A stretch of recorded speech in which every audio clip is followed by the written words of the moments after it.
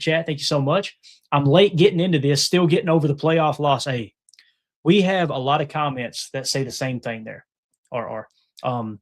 There's many fans that are like that. The beautiful thing about this channel, we're going to keep the content going all off season long, every single day for the most part. Sometimes life gets in the way, but I try to do a show at least once every day, multiple times a day if we can. As we get later into the process, what you'll notice is people get over the playoff loss and they get back in quick. You're in quick. There's some that won't come back till training camp. Okay. And that's okay. That doesn't make them bad people. It doesn't make them bad fans. It's just how they fan, right? We're the diehards. The thing I love about this time of year, when everyone else's content slows down and we ramp ours up, we find the diehard fans are looking for content. And that's where we found some of our best listeners, our best viewers, our people that I've become really good friends with throughout this whole podcasting process. So, yeah, you may feel like you're a little late, but no, you're on time. Who are the monster defensive tackles and what's the odds we nab one? That's who I'm looking at. Question mark. Maybe said, what am I looking at? I don't know. So he's asking about, or she, I apologize if it's a he or she. Either way, let's look at the defensive tackles. Okay, so let me get my board on the screen here. Let me get last year's off. I'm going to put it on the screen for you guys, and we're going to troubleshoot this together. Since it's a super chat, and you guys keep the super chats coming, man. We'll go as long as you guys want to sit there and talk ball. I got a little bit of extra time. I'm going to go live with Jacob here around 1 o'clock my time. But let's get the draft board up for you guys and gals, and let's show you how we're going to troubleshoot. This is beautiful. Like if you're in the Patreon group, patreon.com/PackerFan Total Access, you have access to this board. Okay, we make it access to all of our members over there. Trying to get this just right where you guys can see it good. All right. So, we always sort by the grade, low number wins over here to the right. Okay, that's the board, right? However, if you go to position and you sort A to Z here, right? And you go down to defensive line, guess what? Emilio's got the formula to where these prospects are in the order of their grade, even though we sorted by defensive line. So according to our board right now, R.R. Smith, this is where the prospects sit. Okay. And now keep in mind, there's some of these names that I may not have recognized yet that have decided to go back to college. Okay. I think I've got them all off of here, but if you guys notice one, hit me up in the chat. Okay. And we'll make sure that we remove them from the list. But again, we're just it's early in the process. It's January 31st. This board is going to shift and move a lot. But as it sits right now, one day before February, this is how it goes, are your top defensive tackles according to our board. And what I'm going to do is I'm going to keep it simple. I'm going to give you their name and school and their grade. And keep in mind, the grade would say you could justify taking them at that spot. Okay, that's what that means. So Caden McDonald, defensive tackle out of Ohio State, 25.2, so worthy of around the 25th pick. Caleb Banks, defensive tackle out of Florida, 31.2, so he's worthy of about the 31st pick. Kristen Miller, defensive tackle out of Georgia, one of my draft crushes this year, boys. I'm telling you, he's a dog. 32nd on our, not 32nd on our board, but a 32 grade, meaning worthy of the 32nd pick. Peter Woods, defensive tackle out of Clemson, 36.7. Hold up, timeout. Clayton, you're telling me Peter Woods is the 4th best defensive tackle according to your board? Yep. Most people have him as the best. So how did we come to that conclusion? Let me explain this real quick, okay? 2023, he was the 12th highest graded defensive tackle. He was 26th in 24, and then he was 206th in 25, okay? So why is he dropping down so far? Guys, the PFF grades aren't grading out like he's the best defensive tackle in football, right? It doesn't mean he isn't. Again, we're just kind of going off of that. The PFF big board had him in the 9 spot. The consensus big board had him at 12. So what's bringing him down to that 53.0?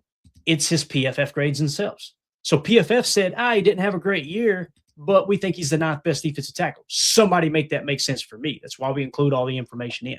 It doesn't mean he's not worthy of being the top defensive tackle in the draft. Again, it's all a crapshoot. However, what else is bringing him down? Daniel Jeremiah has him number 34 on his board with his first initial top 50. So what that means, guys, is the consensus big board saying he's the 12th best prospect. PFF saying he's the 9th best. Daniel Jeremiah, former NFL scout, is saying he's 34. And then Walter Football is saying he's 23. Notice that's nowhere near 12 or 9, right? So that's why he ends up with a 36.7 for us, if that makes sense, okay? So again, that's why Peter Woods, a little bit lower on our board than others. Our board is a very safe board. It's like, okay, taking everything into consideration, right? Here's how we see these guys. Hopefully that makes sense to you all. Lee Hunter, we just talked about Lee Hunter, one of the risers, right? You see the 5-point bonus over here.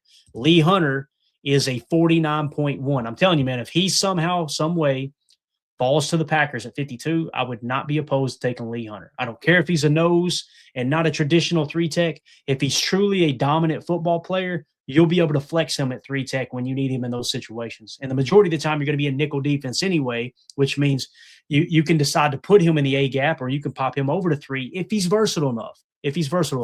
And it's early in the draft process. We'll see if that kind of falls into place. Now, Lee Hunter, Walter Football wasn't as high on, right? They had him at 80. Daniel Jeremiah's got him at 26. He comes in at 49.1 for us. So that's a quick look or of the top defensive tackles according to our board. So hopefully that answered your question there.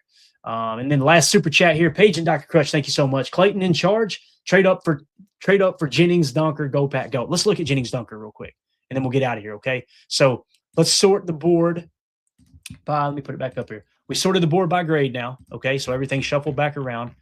And let's see where Jennings, Dunker is, all right? Jennings, Dunker, we have him in the 21 spot right now. It says 22, but keep in mind we got a placeholder at the top, okay? That's why when you'll see 22 and I say 21, you see 33, I say 32. That's what that represents, okay? So Jennings Dunker is in the 21 spot. Offensive tackle out of Iowa. He is dominating. You know what I'm going to do? I'm going to put a waterfall emoji next to his name because that Iowa waterfall, that red-headed mullet that he's got, that business in the front, party in the back.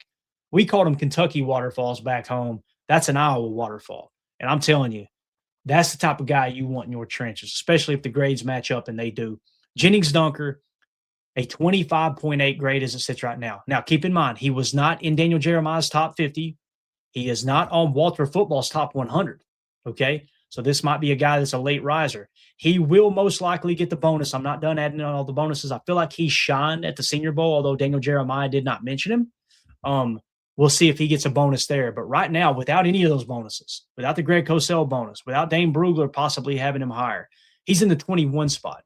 And the reason being is his PFF grades, 143rd. He jumped all the way to 8th in 24, and he barely fell back to 17th in 25, which is still a great grade. PFF Big Board had him at 44. Consensus Big Board had him at 34. He lands at the 25.8, making him 21st on our board, worthy of somewhere around the 25th pick. If he were to drop and you pick it in the 30s, you go, oh, wow, yeah, he had a 25.8 score.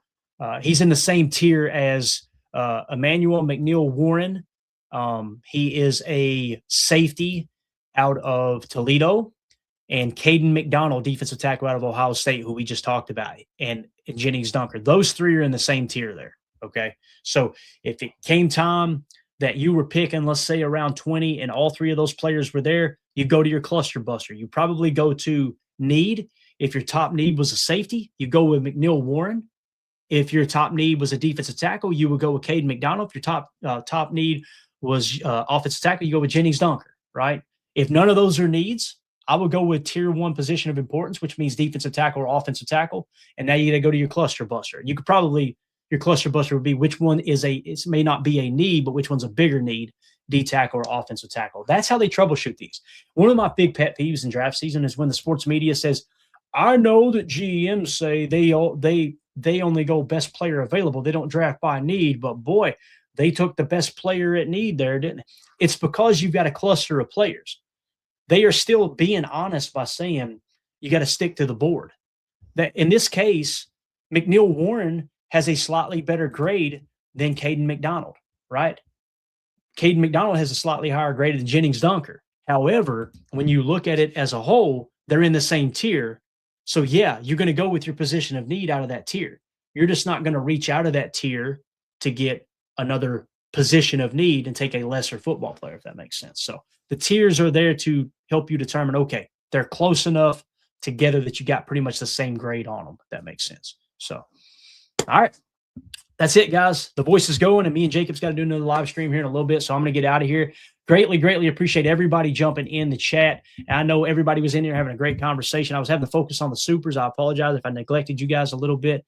But appreciate everybody here. Mike Berry, like I said, Paige and Dr. Crush, Chester Marco, Coach Lynn in the house. Not so cool.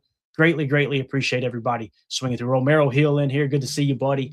I love seeing some of the regulars come back around too to the draft coverage. So you guys, let me know what you thought about this video, man. Let me know who your favorite prospects are. Hit us up in the comments. Make sure you hit like, subscribe, click the bell icon, and we will be back later today. Everybody get ready for the Senior Bowl. It's going to be a blast. All right. My name's Clayton. This is PTA. Go Pack, go. Here we go. Bye, guys.